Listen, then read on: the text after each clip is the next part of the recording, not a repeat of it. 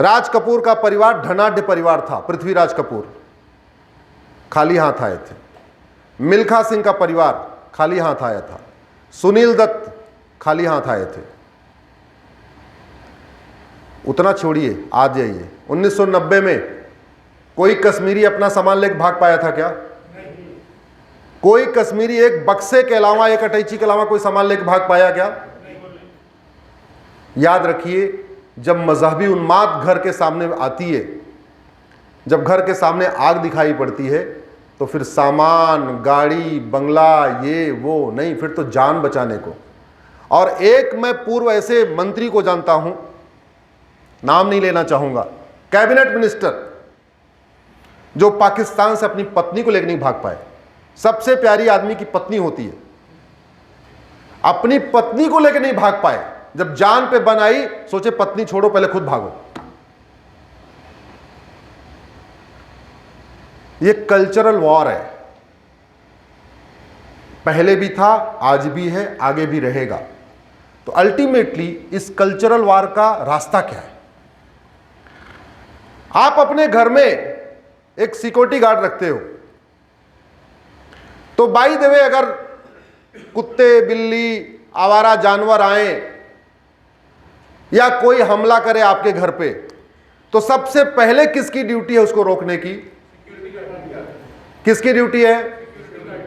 Security guard. या security guard बोले ऐसा है जी, हम तो बैठे हैं, तुम ही निपट लो, ये उसकी ड्यूटी है क्या? तो सिक्योरिटी गार्ड की ये भी दिक्कत है, ये भी ड्यूटी है कि ये भी देखता रहे क्या क्या हमले होने वाले हैं, क्या क्या आने वाले हैं। कुत्ता आने वाला है कि सांड आने वाला है? कुत्ता आने वाला है, उसके लिए अलग डंडा होना चाहिए, सांड के लिए अलग डंडा होना चाहिए, और शेर आए तो उसके लिए, मतलब कैसे कैसे खतरे, ये सिक्योरिटी की ड्यूटी है। आपने सैलरी दे दिया, आप सिक्योरिटी गार्ड को सैलरी क्यों देते हो? सुरक्षा के लिए देते हो कि भाई मैं सुरक्षित रहूं, मैं आराम से सोऊं, सिक्योरिटी वाला गार्ड देखे। तो यही काम करने के लिए तो हम सरकारें चुनते हैं। किस लिए चुनते हैं? भाषण सुनने के लिए? जोर से बोलिए जरा।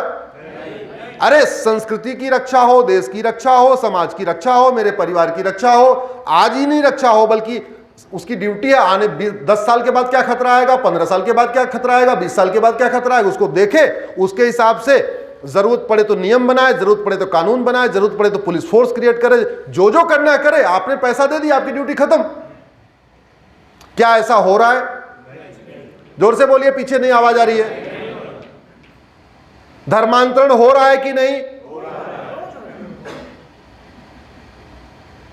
जो पहले बस्तर में होता था, जगदलपुर में होता था, आपका जो बॉर्डर का डिस्ट्रिक्ट था, जहां झबुआ में होता था, अबूझमाड़ में होता था, वो तो रायपुर तक होने लग गया, भिलाई में होने लग गया।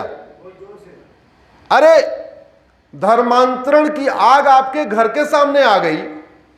अब क्या आपके बच्चे को कन्वर्ट कर दिया जाएगा तब आपकी आंख खुलेगी? आपकी बेटी को कन्वर्ट कर दिया जाएगा तब आपकी आंख खुलेगी? आपको लगता है अभी तो ठीक है, रायपुर आया और बगल वाले मोहल्ला वाला लड़की गई है, कोई बात नहीं, हमारी थोड़ी गई है। यह धर्मांतरण सिंगापुर में क्यों नहीं होता? यह धर्मांतरण कोरिया में क्यों नहीं होता? जापान में क्यों नहीं होता? भारत में क्यों होता है?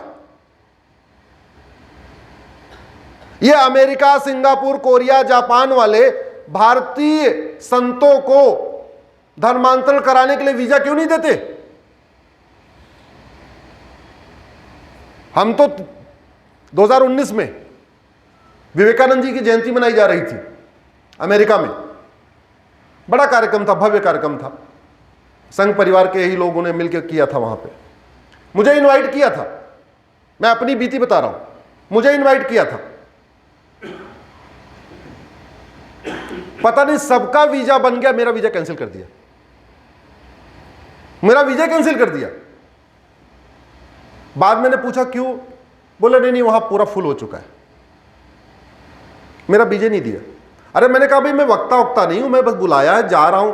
बोले नो नो नो नो, हमें कुछ नहीं करना था, हमें वहां कन्वर्जन नहीं कराना था, कुछ नहीं करना था। शायद एक आध सत्र था, मुझे वहां बोलना होगा, उन्होंने पूरी फीडबैक लिया कि अश्विनी उपाध्याय का वीजा क्यों आ रहा है, कैसे आ रहा है, कैसे आ रहा है, उनको कुछ इनपुट आया होगा। बोला नहीं नहीं आप जा नहीं सकते। और हमारे यहां दिल्ली में पादरी उतरता है और अबूझमाड़ पहुंच जाता है, अमेरिका से चलता है, यूरोप से चलता है, दिल्ली उतरता है, दिल्ली से रायपुर उतरता है, रायपुर से आपके भिंड, मुरैना और रायपुर, भिलाई, दुर्ग और फैल जाता है और हमें कुछ कर ही नहीं पाते। क्यों? किसकी कमी है? हमारे वीजा सिस्टम की कमी है। वीजा सिस्टम कौन ठीक करेगा? कौन ठीक करेगा वीजा सिस्टम?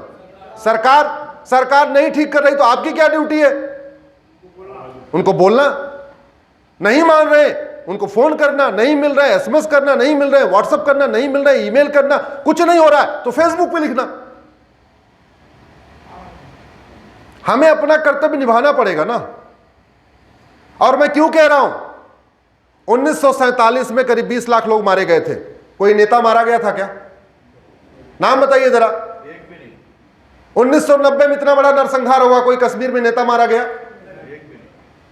2022 में दिल्ली वहां चुनाव के बाद बंगाल में इतना नरसंहार हुआ है, पलायन हुआ है, लोग भागे हैं अपना परिवार छोड़ के, कोई नेता मारा गया?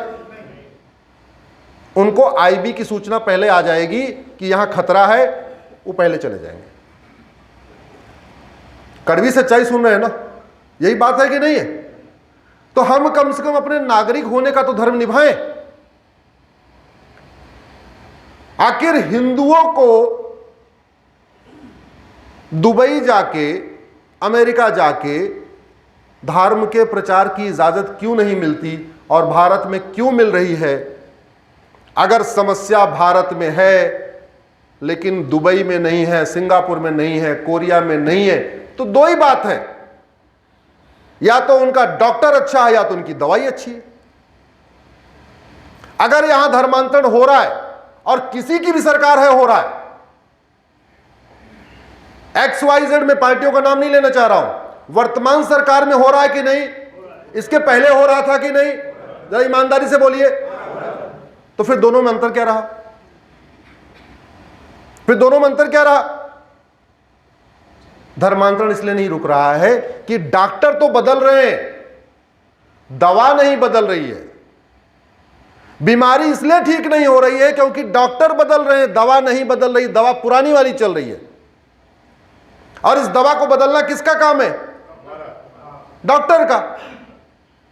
आपकी अगर बीमारी ठीक नहीं होती आपके परिवार में, मान लो आपके बच्चे की तबीयत खराब है, आप डॉक्टर के पास जाते हो, एक दवा दे दिया, 4-5 दिन बुखार नहीं उतरा, दोबारा जाते हो, फिर उसने वही दवा दे दिया, फिर नहीं उतरा, तीसरी बार जाके इतना तो बोलते हो ना कि डॉक्टर साहब बीमारी ठीक हो नहीं रही, दवाई आप वही को वही देते जा रहे हो। आप बोलते हो कि नहीं बोलते? जरा बोलो जरा।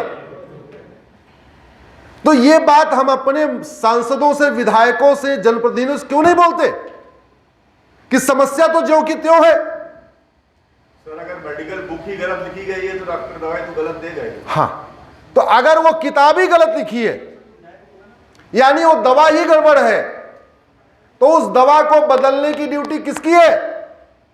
अरे जिसको वेतन भत्ता, गाड़ी, बंगला, दवा बदलने के लिए ही मिलता है, फीता काटने के लिए, भाषण देने के लिए, बर्थडे सेलिब्रेट करने के लिए, विदेश घूमने के लिए नहीं। उसको वेतन भत्ता, गाड़ी, बंगला, आजीवन पेंशन, फ्री का सिक्योरिटी, फ्री का खाना बनाने वाला और आजीवन पेंशन और बड़ा सा मकान, ये सब उसी काम के लिए मिलता है। इसलिए मैं कह रहा हूं, ऐसी कोई समस्या नहीं जिसका कोई, जोर से बोलिए जरा, ऐसी कोई समस्या नहीं जिसका कोई समाधान नहीं।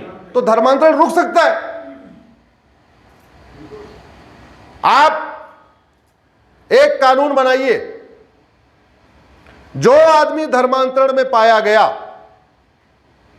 100% प्रॉपर्टी जब्त करेंगे और कम से कम 20 साल से लेकर 50 साल की सजा देंगे। धर्मांतरण रुकेगा कि नहीं बताइए जरा। और अगर ये कानून हम बना दें तो कोई हमारे ऊपर बम गिरा देगा क्या? कोई नहीं गिराएगा। ये बहुत बड़ी गलतफहमी आप लोगों को। जुडिशरी के बारे में बहुत सारा मिथ है, उस मिथ को ठीक अभी आता हूं मैं उसमें। आपने जब घटिया कानून बना रखा है और जजों को इतनी पावर दे रखा है कि जैसे मन करे वैसे उसका इंटरप्रिटेशन करें, वो तो आपको भी अगर अनलिमिटेड पावर मिल जाएगी तो आप भी जो मन करोगे वो करोगे। कानून ऐसा होना चाहिए जैसा 3 दिन पहले ब्रिटेन के प्रधानमंत्री सुनक का चालान काटा गया। देखा आपने? भारत के पुलिस कितनी हिम्मत है, किसी विधायक या किसी पार्षद का चालान काट दे। जोर से बोलिए जरा। भारत के पुलिस कितनी हिम्मत है, किसी पार्षद का चालान काट दे। ब्रिटेन में प्रधानमंत्री का चालान काटा है बेल्ट खोलने के कारण। इसको कहते हैं कानून, इसको कहते हैं कानून का राज। तो वास्तव में हम कहते हैं यहां कानून का राज है, कानून का राज नहीं है।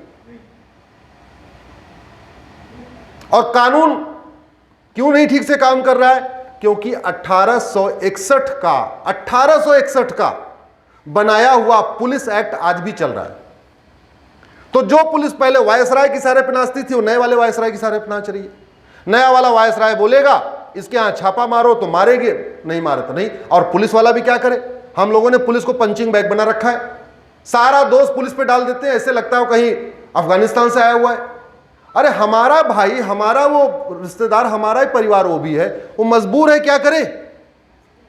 कानून इतना घटिया है, मंत्री जी को इतनी पावर मिली हुई है कि अगर ना कर दे रात को 12 बजे सस्पेंड कर देंगे और पूरे उसके पूरे खानदान का, परिवार का प्रेशर कुकर गैस बाहर फेंकवा देंगे। तो क्या करे वो तो टूल हो गया। मैं कुछ ईमानदार इंस्पेक्टर्स को जानता हूं, हमसे बेचारे आके मिलते हैं, अपनी व्यथा रोते हैं। बोले साहब हमारे एरिया में धर्मांतरण हो रहा है। मैं जानता हूं धर्मांतरण हो रहा है, चंगाई सभा हो रही है, घुटना ठीक हो रहा है, बाजपन ठीक हो रहा है, नपुंसकता ठीक हो रही है, कैंसर ठीक हो रहा है, एड्स ठीक हो रहा है, सब ठीक हो रहा है यहीं पे। लेकिन अगर मैं जाकर रोक दूं, रातों रात मेरा ट्रांसफर हो जाएगा। क्या करे? वो मजबूर है, क्या करे बेचारा।